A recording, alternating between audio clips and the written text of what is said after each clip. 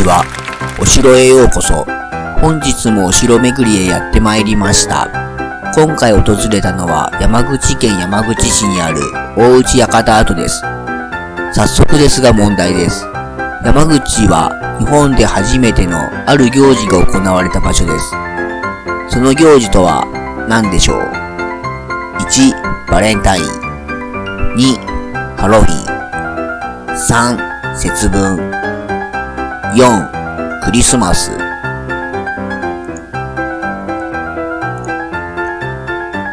答えは4のクリスマスでした。1551年4月、フランシスコ・ザビエルは山口を訪れ、大内義高からキリスト教布教の許可を得ます。半年後の9月、ザビエルは山口を去ります。直後、領主の大内義高は、末春方の謀反を受け、討ち死にしました。ザビエルの後任に、トルレスという人物が山口に行きます。大内義長から、再居城と布教所を与えられました。キリスト教は広まり、信者は2000人に達したようです。そして1552年、日本で初めてのクリスマスが行われたようです。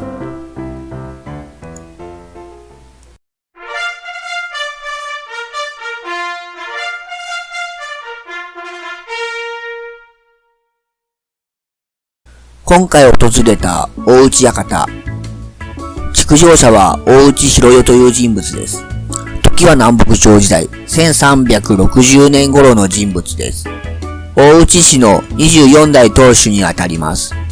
室町時代初期、天皇が両立し、足利幕府が支持する北朝と後醍醐天皇の南朝に分裂するのですが、大内氏ははじめ北朝を支持する室町幕府に従います。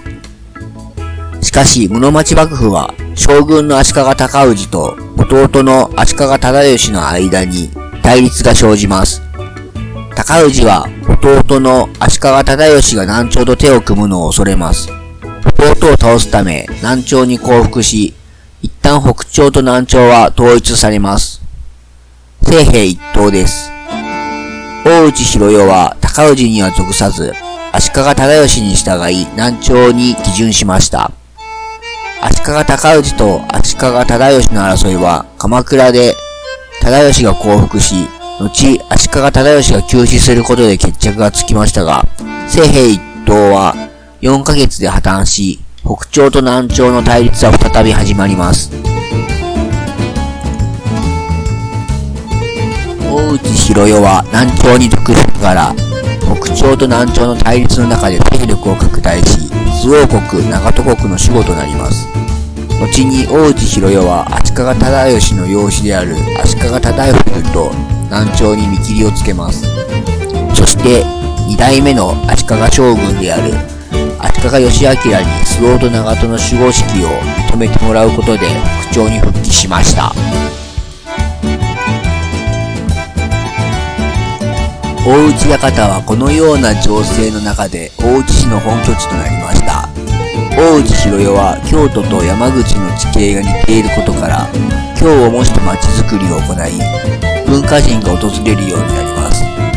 館は最盛期には堀を含めると東西160メートル、南北170メートル以上の規模を誇る封建の館だったようです。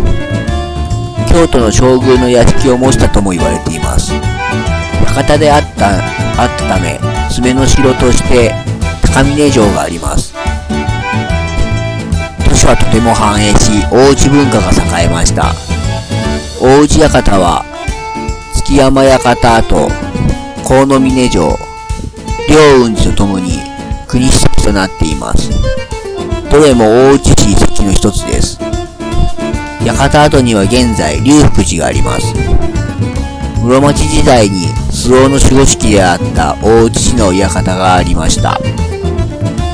そして大内氏の当主は200年間にわたってこの場所で政務を取り、西日本の政治経済の中心となったようです。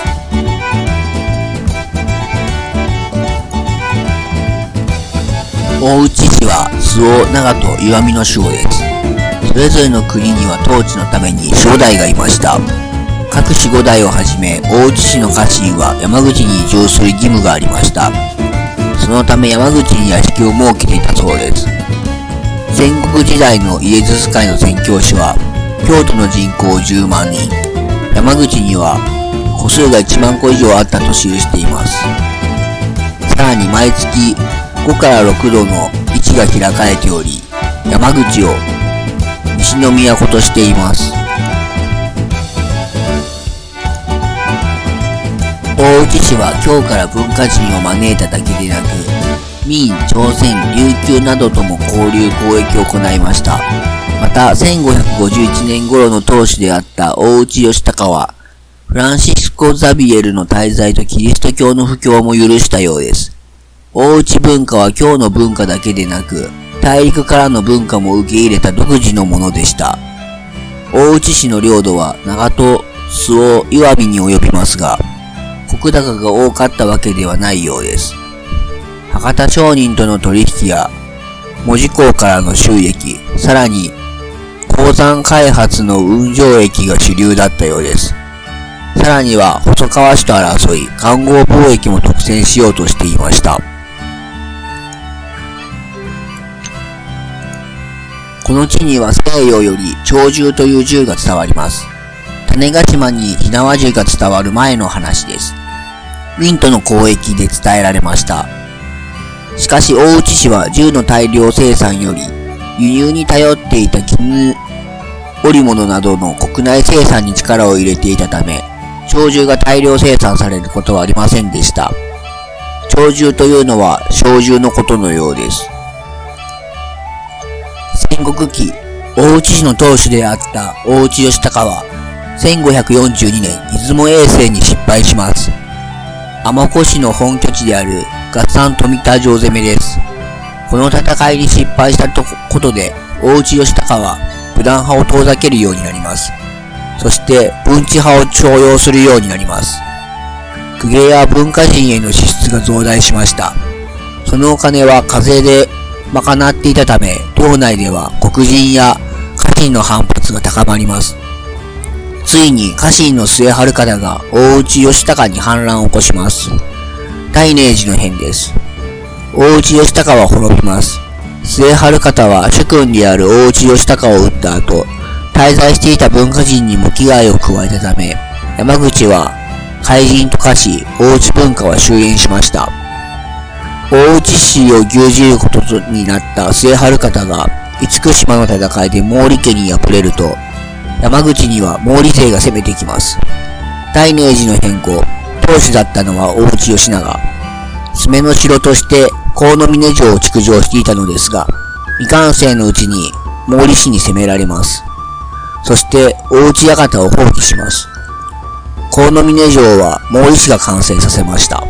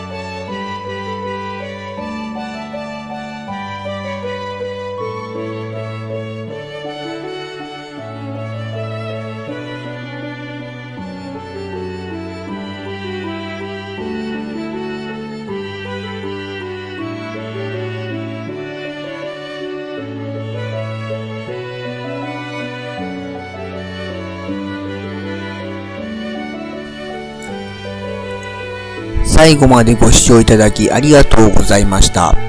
今回のお城巡りいかがでしたでしょうか。ぜひチャンネル登録、高評価ボタンよろしくお願いします。次回のお城巡りは岐阜城です。ご期待ください。